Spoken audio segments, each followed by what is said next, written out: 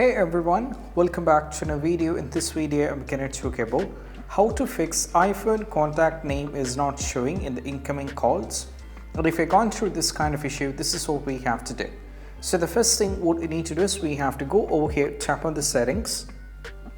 Now from here what you need to do is you have to go over here at the top and tap on the profile, and from here you need to tap on the iCloud. From here what you need to do is we have to click on the see all, and from here what you need to do is we have to scroll it down, and you can see there is an option called contacts. So in my case, as you can see, it is actually turned on. So the reason why the incoming calls is not appearing with the name is one of the it might be accidentally turned off. So try turning on this like this and you have to check.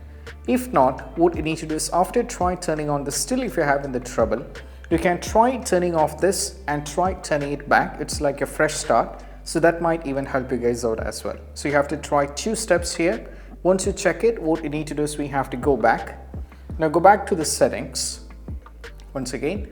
And from here we have to scroll it down all the way down and navigate to the apps. From here what you need to do is we have to scroll it down like this. And from here what you need to do is navigate to the contacts. From here you have to scroll it down. And now you need to tap on the short name, and over here make sure that you set this to first name only, and also make sure preferred nickname should be turned on.